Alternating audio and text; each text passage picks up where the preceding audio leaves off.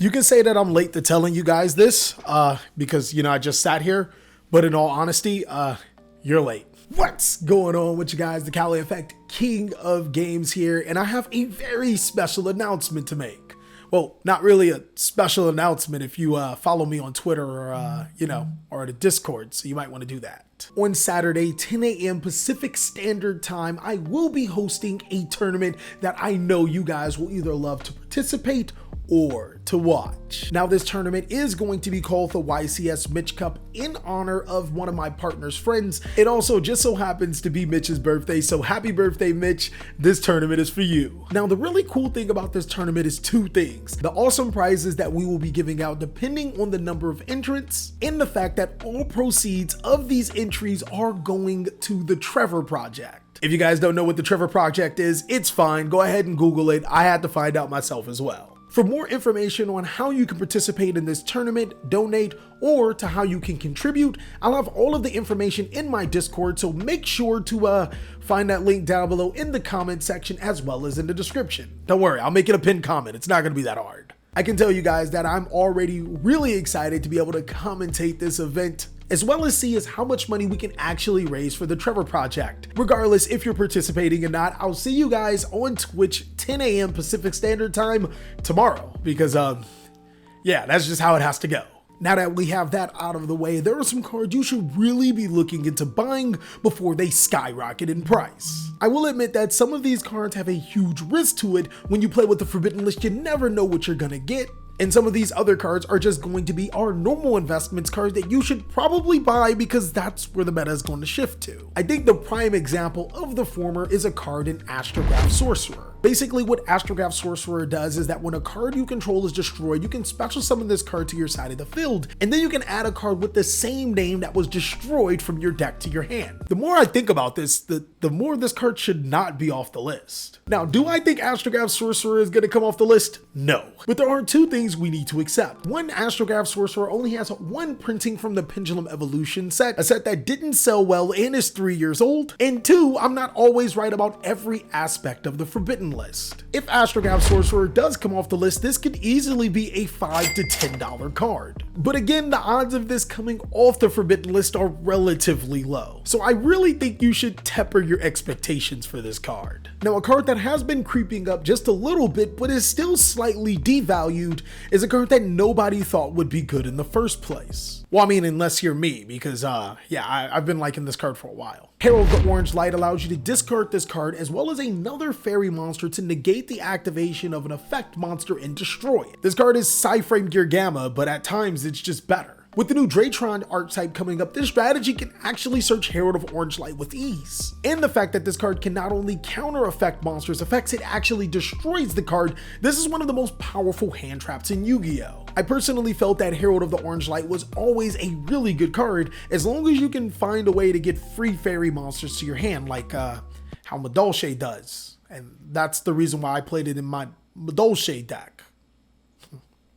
When I picked up my playset of Herald of Orange Lights, they were around $16. Right now, they're around that $26 price range. Unfortunately, now Herald of Orange Light is $26, but now it still has more room to grow. Seeing that this card is an OTS Ultimate Rare, and even though some builds only play one, I can still see this card going up towards to $50 a pop because, I mean, there's just none in circulation anymore. Now, it's really hard to predict what Konami will do with the Forbidden List. Sometimes I just feel that they take a dartboard and just throw random stuff, and then whatever it hits gets banned. Which is why a lot of these ban list buys are huge risks. The cool thing about these huge risks, though, is that they often come with huge rewards. Dragonic Diagram is another example of a high risk, high reward type card. What this card does is that it allows you to destroy a card from your hand or field to be able to add a True King or True Draco monster from your deck to your hand. Now, the problem with Dragonic Diagram is that it was splashable into other decks because it allowed you to pop off with plays, and in decks like Dinosaur, it allows you to make True King of all calamities. Now, we can all universally agree that players having more access to True King of all calamities is not good for a lot of strategies. But if Konami actually decides to ban True King of all calamities, what's actually keeping Dragonic Diagram on the list? Now this is that end of the year list where we tend to get some surprises off the forbidden list.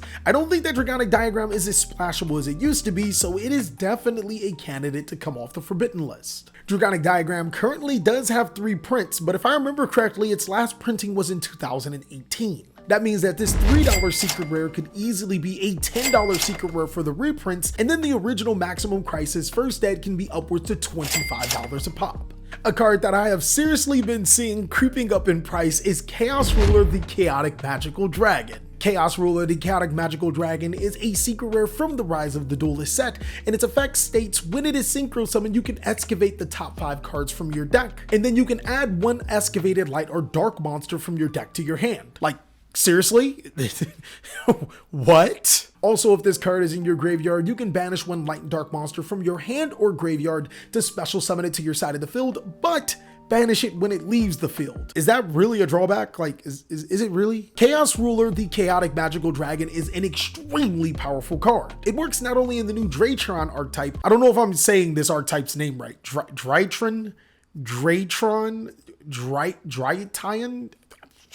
I'm trying, man, I'm trying. It also works in Thunder Dragon, Light Sworn, basically any deck where you like to play light and dark monsters. The fact that this synchro is literally the snack that keeps smiling back because yeah, it just brings itself back to the side of the field should have definitely been the selling point for the reason why you people should have it. Currently, the Chaos Ruler is $12, and fortunately for players, it tends to only be a one of in just about any deck, but I can see this card being a $20 secret rare from Rise of the Duelist, a set that is starting to look a lot better within the coming months. Now, the last card on the forbidden list that I have to give you is pure speculation, but if you follow the OCG and the TCG, we do tend to get cards off the list that they have off of the list. A prime example of this would have to be Harpy's Feather Duster. We just received it off the list, and it's actually a pretty good counter to this card that I think may just come off the list as well. Skill Drain is a really good Yu-Gi-Oh card. At the cost of 1,000 life points, you can negate all monster effects on the field. Players have complained that there is not enough floodgates in the Yu-Gi-Oh card game, and Skill Drain not only satisfies the players,